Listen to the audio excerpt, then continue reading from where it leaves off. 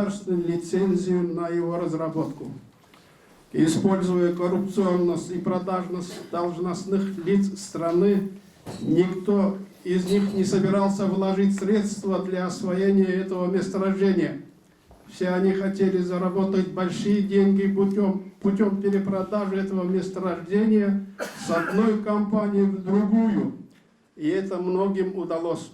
В результате данное месторождение, являясь самым удачным месторождением в стране, до сих пор не вводится в эксплуатацию и не приносит пользу нашей республике.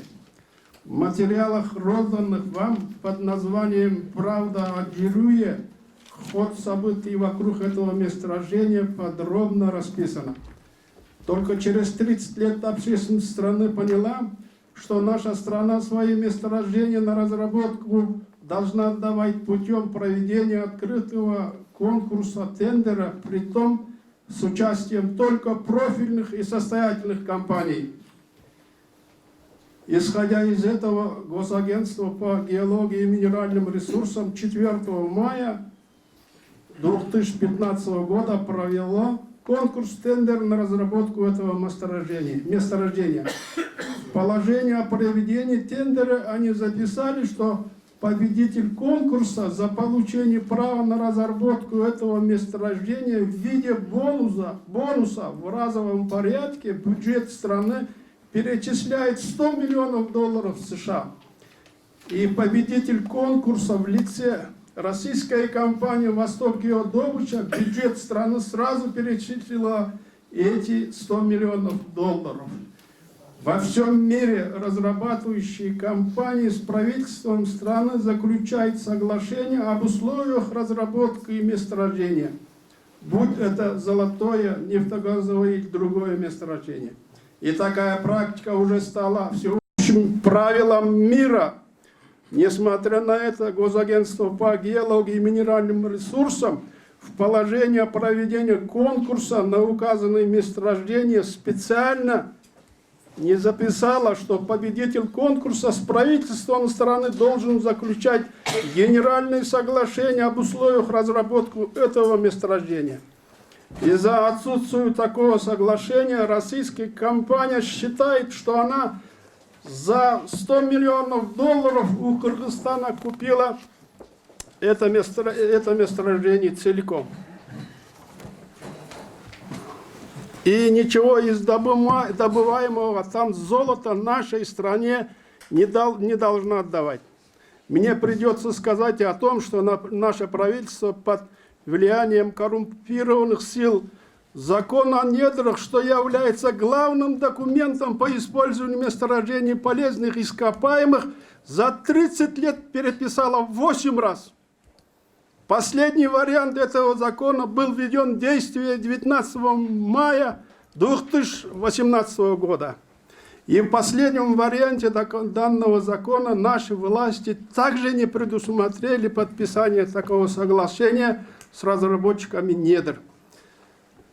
Российская компания «Восток Геодобыча» все это хорошо знала. Надо сказать, что только через 12 лет добычи золота на Хунторе канадская компания с правительством страны решила подписать соглашение о новых условиях по данному проекту.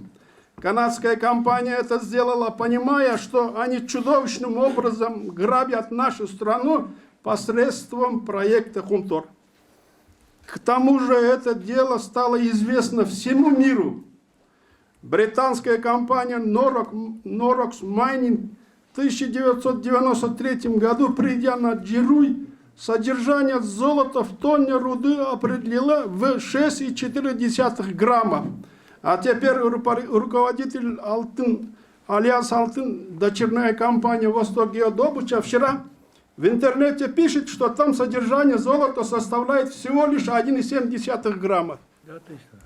Итого российская компания, заплатив всего $100 миллионов, забирает все золото Джируя, где лежат 100 тонн золота стоимостью $5 миллиардов.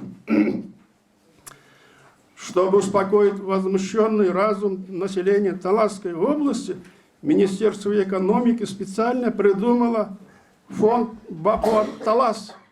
И из указанных денег Бекмалдиновскому сельскому округу перечисляет 170 миллионов сомов, фонду Таласского района 170 миллионов и фонду Таласской области 170 миллионов сомов.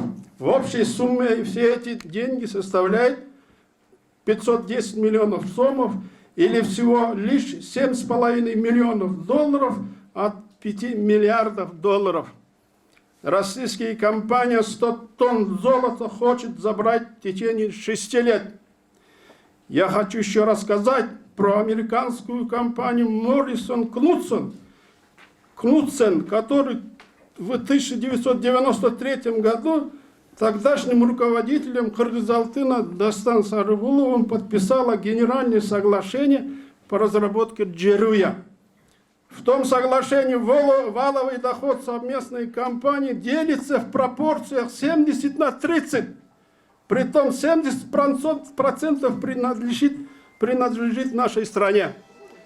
В 1993 году данное соглашение утверждается правительством Турсунбека Чингышева, за что мы Турсунбеку Чингышеву и Дастану Сарыгулову должны сказать слова благодарности. Но, к сожалению, после этого у нас все пошло по другому сценарию. Все высокие должностные лица страны вдруг узнали, что пролоббировав интересы иностранных компаний на месторождениях золота, можно заработать большие деньги для личного обогащения. И тогда, кроме Контора, на разработку иностранным компаниям было передано еще 20 месторождений золота, и в 12 из них в настоящее время ведется добыча золота. Мы до сих пор не знаем, в каком количестве в каждом из них добывается золото, какое налоговое отчисление они делают в бюджет страны. По подсчетам специалистов, при правильном государственном подходе все разрабатываемые золотые месторождения в бюджет страны должны принести не менее 40-50 миллиардов сомов. Но наше правительство в бюджете 2019 года предусмотрело получение от разрабатывающих компаний только 1,2 миллиарда сомов. Поэтому наш республиканский бюджет 4-й год не растет, являясь самым низким бюджетом среди республик постсоветского пространства. Имея в виду, что любая проблема имеет профессиональное решение, мы сегодня собрались для того, чтобы предложить практические меры по исправлению ситуации и решить проблему Джеруя.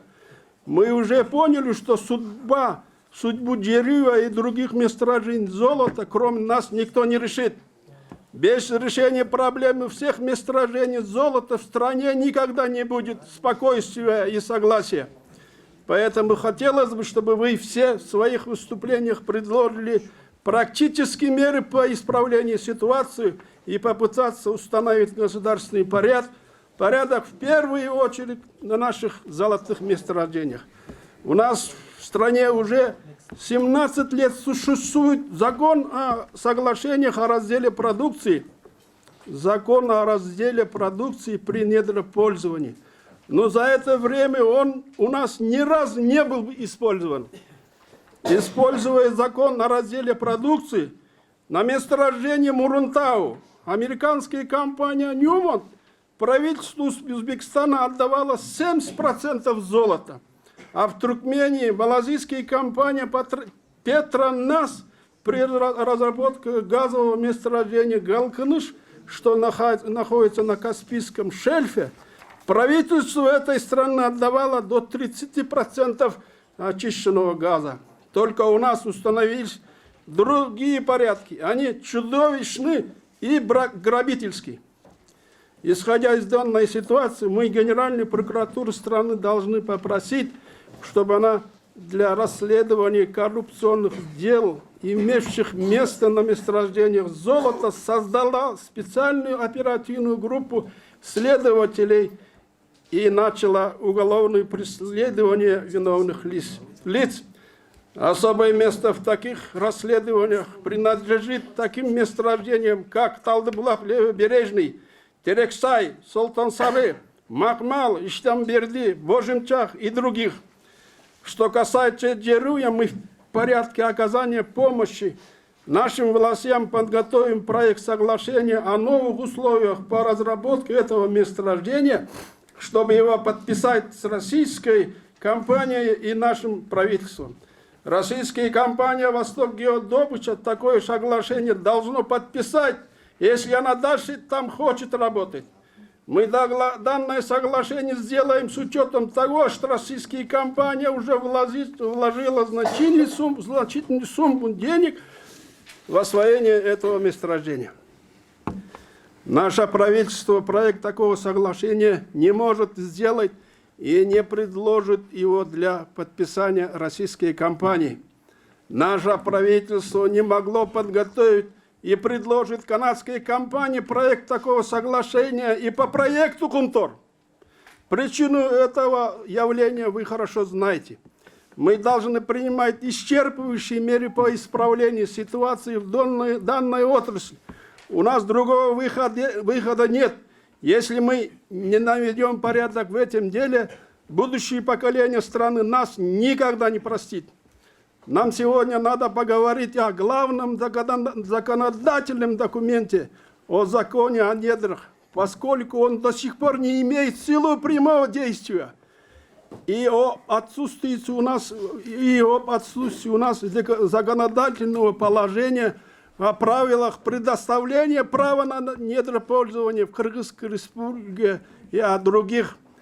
В Казахстане существует даже модельный проект на подписание с иностранными компаниями на разработку месторождений полезных ископаемых.